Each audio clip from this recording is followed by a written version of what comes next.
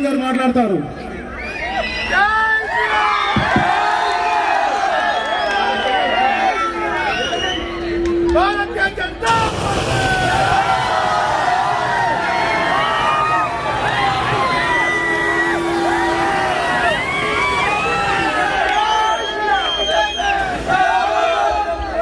भारत माता की, भारत माता की जय सिया राम। आज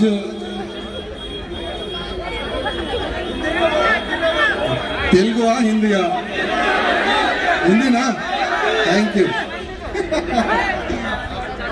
आज मैलार्दोपल्ली डिवीजन, इस डिवीजन से हमारे श्रीनिवास रेड्डी जी निरंतर आपकी सेवा करते आए हैं और सिटिंग कॉर्पोरेटर हैं। इन्होंने करप्शन का विरोध किया, इसलिए इनको बाहर कर दिया गया। श्रीनिवास रेड्डी जी ने सचमुच में अगर कोई पार्टी है वो है भारतीय जनता पार्टी, जो नीति निजायती से आगे बढ़ती है। इतनी अच्छी भावना रखकर जो भारतीय जनता पार्टी के जो कैंडिडेट बने हैं, मैं हमारे श्रीनिवास जी को हृदय से धन्यवाद प्रकट करता हूं। साथ ही साथ मैलार्दोपल्ली के सभी मेरे भाई बंधुओं से यही निवेदन करना चाहता हूं कि अब की बार बीजेपी का कॉर्पोरेटर हमारे श्रीनिवास जी को फिर से आपको जिताना है, ये आपके हाथ में है। आज म्युनिसिपल कॉर्पोरेशन चुनाव चल रहे हैं, लेकिन वातावरण तो इतना भयंकर ये लोग बना दिए कि जैसे स्टेट इलेक्शन चल रहे हैं। और एक तरफ बेटा तो दूसरी तरफ बाप, यानी केसीआर और केटीआर। तेलंगाना में दूसरा कोई नेता नहीं है, बाप बेटे को प्रोजेक्ट करता है और बेटा बाप को प्रोजेक्ट करता है। यही टीआरएस गवर्नमेंट है। आज मैं सभी मेरे भाई बंधुओं को बस यही कहना चाहूंगा कि जो आपके साथ खड़ा रहेगा, जो आपके सुख दुख में खड़े रहेगा, ऐसे नेता को आप जिताइए। हमारे श्रीनिवास रेड्डी जी को आप जिताइए और कमल के निशान को आप वोट दीजिए, ये मैं आप सबसे निवेदन करना चाहता हूं। और रही करप्शन की बात, यहाँ कर जो हमारे विधायक जी हैं, जो एमएलए उन्नर का हमारा प्रकाश अन्ना 60 గజాల మీ అందరికీ భూమి ఇస్తా అని మొత్తం ల్యాండ్ మొత్తం కబ్జా చేసుకుంటూ, ఈ ఒక్క ల్యాండ్ కాదు, ఆయన నియోజకవర్గంలో రాజేంద్ర నగర్ నియోజకవర్గంలో ఎక్కడెక్కడ గవర్నమెంట్ ల్యాండ్ ఉంటే అక్కడ గవర్నమెంట్ ల్యాండ్ కబ్జా చేసి స్వాహా చేసిండు పాపం।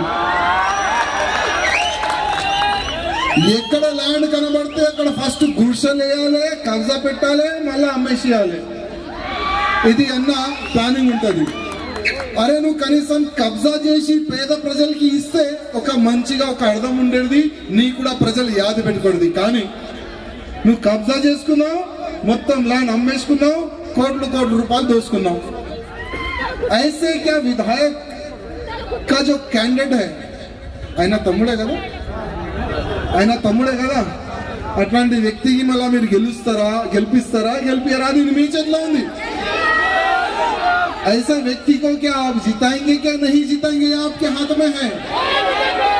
इसलिए जो आपके सुख दुख में अन्ना खड़े रहते हैं, इनको आप वोट डालकर जिताने की जिम्मेदारी आप सबकी है।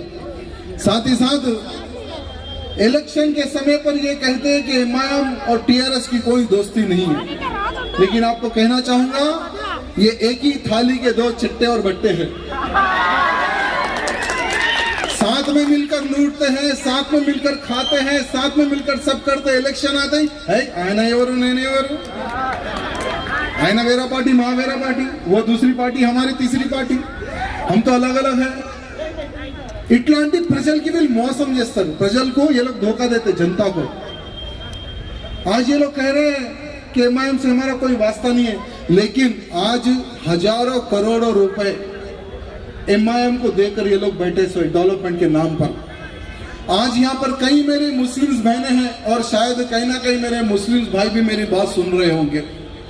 मैं आपको यही कहना चाहूंगा कि आज वर्ल्ड सिटी का विकास क्यों नहीं हुआ, ये मुसलमानों को सोचने की आवश्यकता है।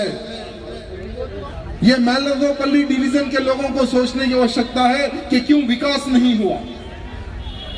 बरसात क्या गिरी, ओल्ड सिटी में कई ऐसे मकान हैं जो आज भी डूबे हुए हैं, कई मकान टूट गए, कई गाड़ियां बह गई। एक परिवार पानी में बहकर मर गया जिसमें छोटी सी बच्ची और बच्चे भी थे।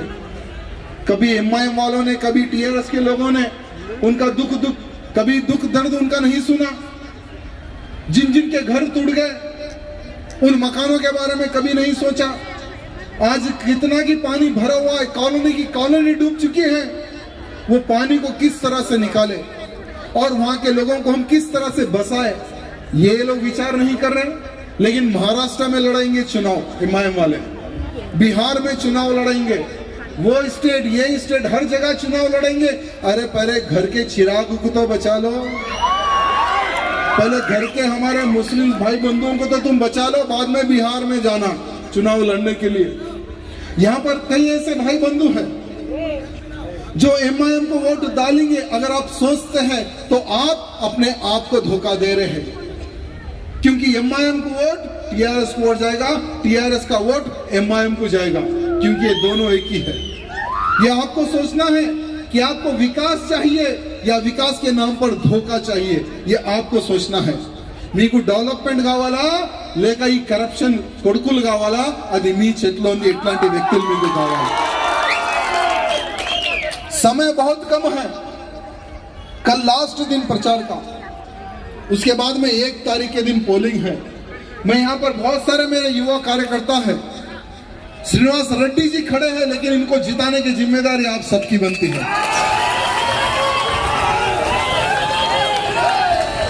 आपको आपका बूथ जीतना है, तभी हम डिवीजन जीत सकते हैं, ये बात ध्यान रखना।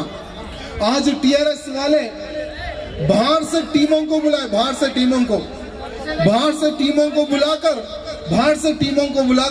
500 रुपए 1000 रुपए आप घर घर जाकर उनको पैसे बांटो बोलकर टीमों को लगाए। मैं पूछना चाहता हूं पुलिस प्रशासन से एवं इलेक्शन कमिश्नर से, जो यहाँ पर कहीं ना कहीं होकर वीडियो निकाल रहा होगा ना कहीं ना कहीं, क्या खाली बीजेपी के वीडियो निकालेंगे आप? जो वहां पर पैसे बांट रहे टीआरएस वाले 500 1000 2000, क्या उनका वीडियो नहीं निकालेंगे? क्या उनको आप नहीं पकड़ेंगे? सिर्फ बीजेपी के लोगों के वीडियो निकालकर केसेस करना है, क्या यही आपकी सोच है क्या? इलेक्शन कमिश्नर का काम होता है कि सही तरीके से चुनाव करवाए, और पुलिस प्रशासन का काम होता है कि जो कोई भी व्यक्ति पैसे बांटते हुए दिखे, या बीजेपी का हो या टीआरएस का हो, उसके ऊपर एफआईआर करे पकड़कर।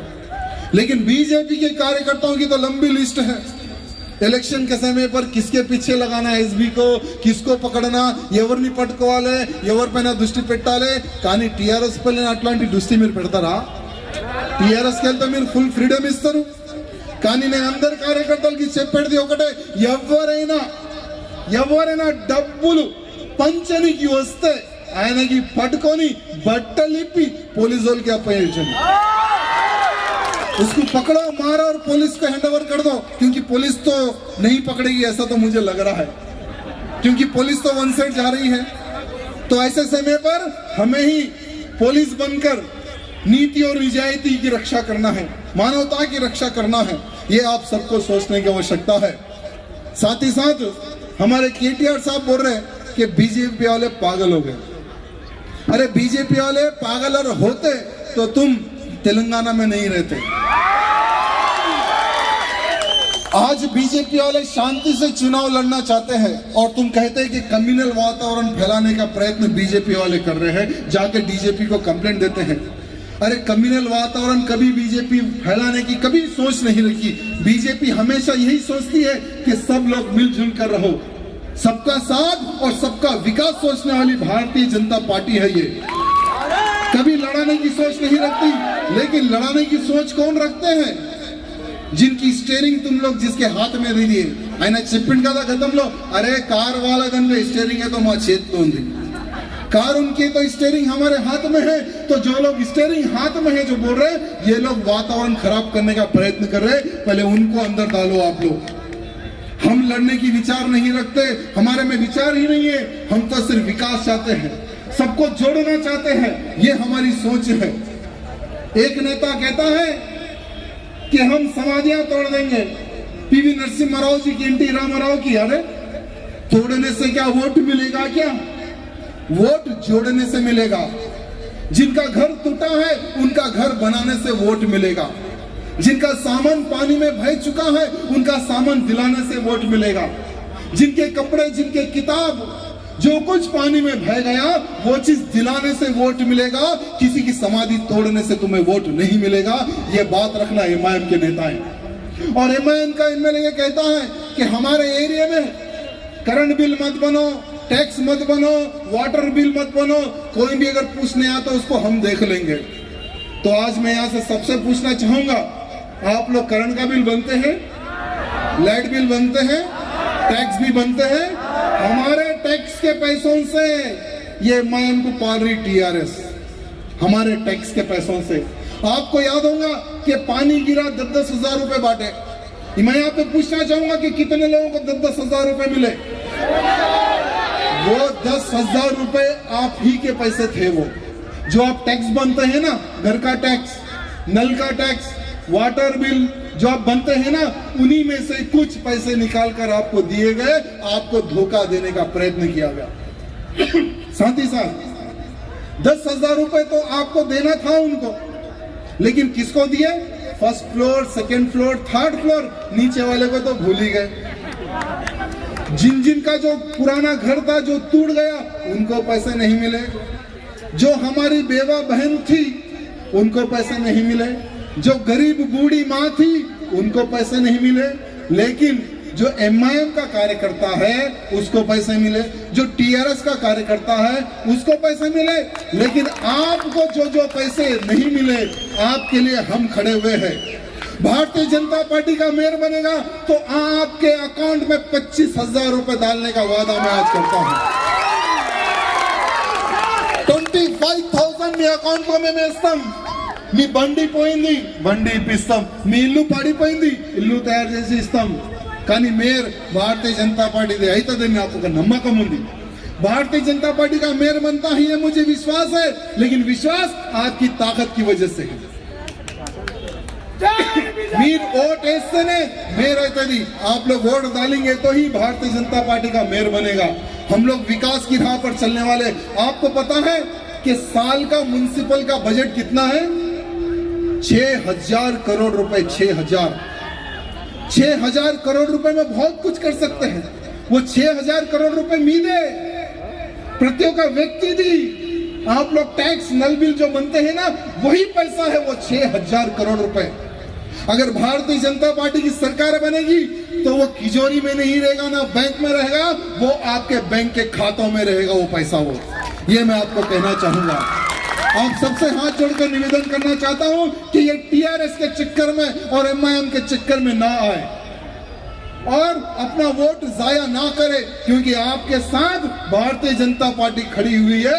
प्रधानमंत्री मोदी जी आपके साथ खड़ा हुआ है, आपका भाई, आपका बेटा, आपका दोस्त बनकर। आज पुराने शहर हमारे बाप का अड्डा कहते हैं एमआईएम वाले।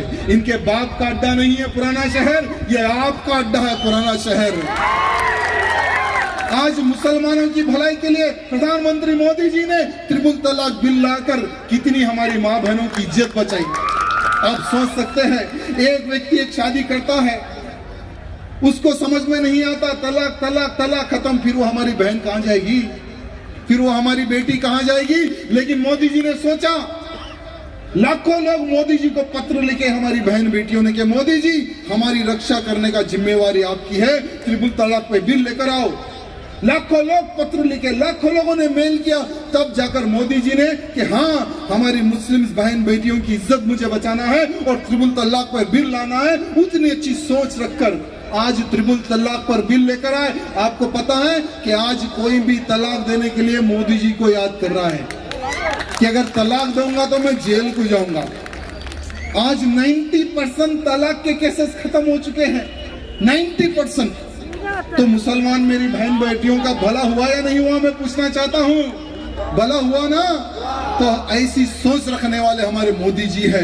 तो मैं आप सबसे निवेदन करना चाहता हूँ, आपका वोट, आपका वोट हमारे श्रीनिवास रेड्डी जी को जिताने का काम आपका है। आपका है या नहीं है? श्रीनिवास रेड्डी जी, आप 100% जीतेंगे। आप फर्स्ट टाइम भी जीते और सेकंड टाइम भी जीतेंगे, ये मैं आपको आश्वासन देना चाहूंगा। और मैं कार्यकर्ताओं को कहना चाहूंगा, భయపడే టీఆర్ఎస్ వాళ్ళు ఉన్నారు, బీజేపీ వాళ్ళు గారు। బీజేపీ కార్యకర్తని చూస్తే ఉచ్చపడాలి వీళ్ళకి। బీజేపీ కార్యకర్తలు భయపడే వ్యక్తి లేరు। ఒక మాట యాద పెట్టుకోవాలి, ప్రతి ఒక్క బీజేపీ కార్యకర్త ఎంబడి నేనున్నా, ప్రతి ఒక్క బీజేపీ కార్యకర్త ఎంబడి నేనున్నా। మీకు ఎవరైనా చేయి పెడితే కూడా ఆయన భాషలో ఆయనకి జవాబు ఇవ్వండి, చెప్పుతోని జవాబు ఇవ్వండి, చెయ్యితోని జవాబు ఇవ్వండి, కాలుతోని జవాబు ఇవ్వండి ఆయనకి। ఎందుకంటే ఇవాళ మీ ఎంబడి మోదీ గారు ఉన్నారు, అమిత్ షా గారు ఉన్నారు, మేమున్నాం, యోగి గారు ఇవాళ వస్తున్నారు। వాళ్ళ అయ్యా పెద్ద అయ్యా మోదీ గారు అంటే చిన్న అయ్యా యోగి గారు, మేమైతే వాళ్ళ భావనే కదా, తెలుసు కదా। అందుకోసం కార్యకర్తలకు చెప్తున్నా, భయపడొద్దమ్మా। ఎవరైనా ఏదైనా చెప్తే ఆయనకి డైరెక్ట్ జవాబు ఇవ్వండి। మనం ఎవరు, మనం పులి ఒక్కడి పోతుంది, కుక్కలు। అందుకోసం మనలో ఉన్న పులిని బయటికి తీసుకొని రావాలి। ఎవరైనా మనకు వార్నింగ్ ఇస్తే ఆయన భాషలో ఆయనకి వార్నింగ్ ఇవ్వాలని నేను అందరికీ చెప్తున్నాను। ధన్యవాదం। జై శ్రీరామ్।